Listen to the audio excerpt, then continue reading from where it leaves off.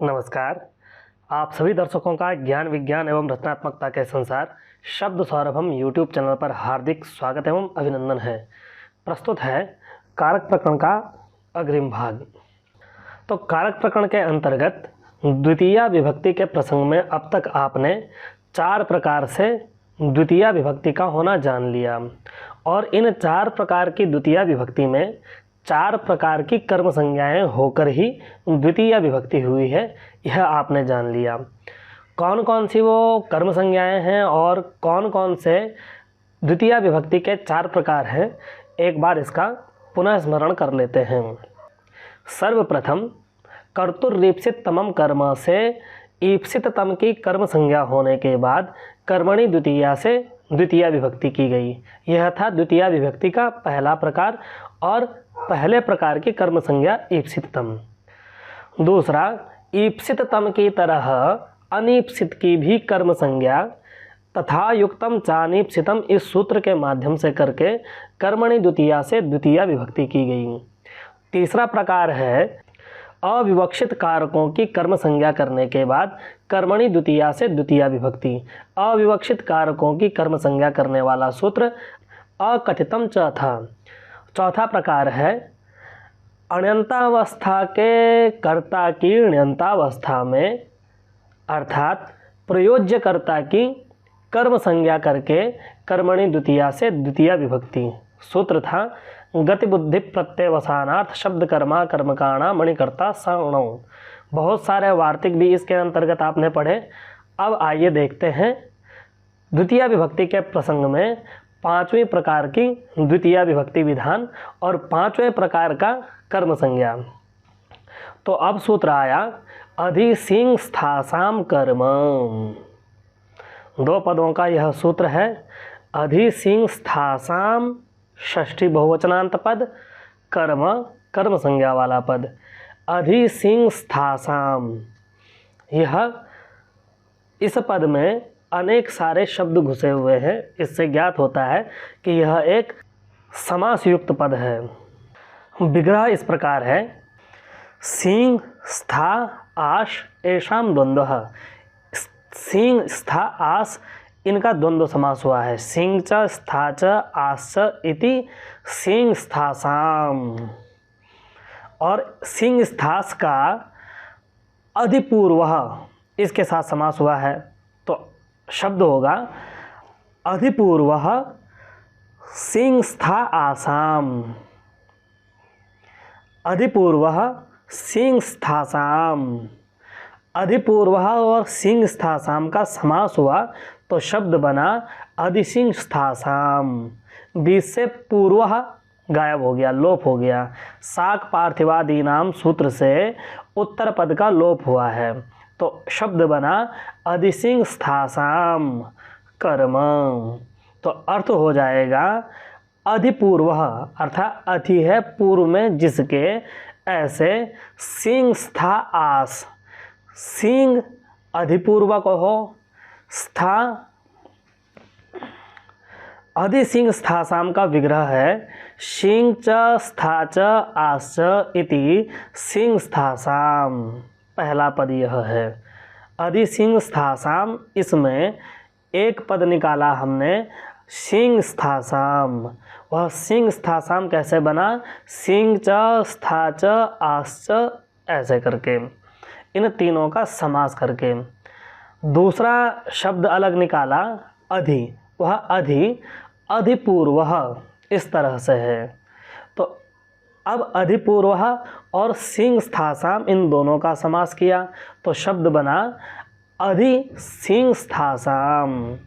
पूर्वः का शाक पार्थिवादी नाम सूत्र से उत्तर पद लोप हो गया तो बचा हमारे पास अधिसिंहस्थासाम।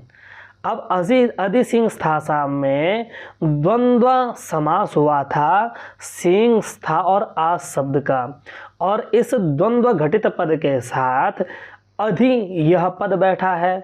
तो व्याकरण में एक नियम है द्वंद्वादो द्वंद्व मध्ये द्वंद्वान्ते च श्रूयमाण पदम प्रत्येकम अभिसंबध्यते, कि द्वंद्व के आदि में, द्वंद्व के मध्य में और द्वंद्व के अंत में सुना गया देखा गया पद का द्वंद्व घटित प्रत्येक पद के साथ संबंध होता है। तो अधि का संबंध सिंह के साथ भी होगा, अधि का संबंध स्था के साथ भी होगा और अधि का संबंध आस के साथ भी होगा। तो अर्थ होगा अधिपूर्वः सिंह, अधिपूर्वक सिंह धातु, अधिपूर्वः स्था, अधिपूर्वक स्था धातु, अधिपूर्वः आस, अधिपूर्वक स्था धातु, कर्म, कर्म संज्ञक होता है। तो क्या होता है यह समझ नहीं आया। तो पूर्व सूत्र आधारोधिकरणम से आधारः की अनुवृत्ति करके तीनों पदों को जोड़ने से अर्थ होता है कि अधिपूर्वाणाम, अधि है पूर्व में जिनके, ऐसे सिंह स्थासाम, सिंह स्था और आस धातु के आधारः, आधार की कर्मः स्यात्, कर्म संज्ञा हो जाए। अर्थात यहाँ अधिपूर्वक सिंह धातु, अधिपूर्वक स्था धातु, अधिपूर्वक आस धातु के आधार की कर्म संज्ञा होगी। तो सूत्र का अर्थ हो जाएगा अधिपूर्वक सिंह धातु के आधार की कर्म संज्ञा हो, अधिपूर्वक स्था धातु के आधार की कर्म संज्ञा हो और अधिपूर्वक आस धातु के आधार की कर्म संज्ञा हो जाए। यह अर्थ आ गया। तो उदाहरण देखते हैं। अधिशयते वैकुंठम हरिहि, अधितिष्ठते वैकुंठम हरिहि, अध्यास्ते वैकुंठम हरिहि। इन तीनों वाक्यों में अधिशयते में सिंह धातु अधिपूर्वक है, अधितिष्ठते में स्था धातु अधिपूर्वक है, स्था से ही तिष्ठते बना है आत्मनेपद में। अध्यास्ते में आस धातु आस्ते के रूप में है और अधिपूर्वक है। तो अधि, स्था, आस ये तीनों धातुएं अधिपूर्वक हैं और हरि ही यह करता है। तो अधिशयते, अधितिष्ठते, अध्यास्ते, हरि ही कि हरि सोते हैं, हरि ठहरते हैं, हरि रहते हैं। कहाँ? वैकुंठम, वैकुंठ में।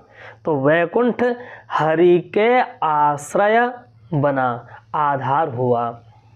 तो अधिपूर्वक सिंह धातु का आधार है वैकुंठ, अधिपूर्वक स्था धातु का आधार है वैकुंठ, अधिपूर्वक आस धातु में हरि का आधार बन रहा है वैकुंठ, ठहरने का, सोने का और रहने का। तो अधिपूर्वक जो स्था, आस और सिंह धातु है, इनका जो आधार वैकुंठ, उस वैकुंठ की कर्म संज्ञा हो जाएगी। तो अधिशयते वैकुंठ हरि, यहाँ वैकुंठ आधार है तो उसकी कर्म संज्ञा हो गई। अधितिष्ठते वैकुंठ हरि, इस यहाँ वैकुंठ आधार है उसकी कर्म संज्ञा हो गई। अध्यास्ते वैकुंठ हरि, यहाँ वैकुंठ आधार है तो उसकी कर्म संज्ञा हो गई। तो तीनों वाक्यों में जो वैकुंठ रूप आधार है उसकी कर्म संज्ञा हो जाएगी। जब वैकुंठ की कर्म संज्ञा हो गई तो अनुक्त की दशा में कर्मणि द्वितीया से द्वितीया विभक्ति हो जाएगी। तो तीनों वाक्यों में वैकुंठ अनुक्त कर्म है तो इसकी कर्म संज्ञा हो गई। तो कर्म संज्ञा हो जाने से कर्मणि द्वितीया, इस सूत्र से द्वितीया विभक्ति हो जाएगी। तो रूप बन जाएगा अधिशयते वैकुंठम हरिहि, हरिहि वैकुंठम अधिशयते, हरि वैकुंठ में सोते हैं, हरिहि वैकुंठम अधितिष्ठते, हरि वैकुंठ में रहते हैं।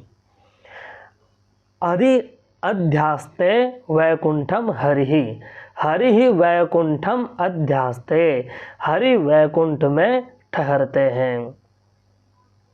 यदि सिंह, स्था और आस धातु के आदि में अधि नहीं होगा तो ऐसी दशा में जो आधार है वह आधार कर्म संज्ञक नहीं होगा।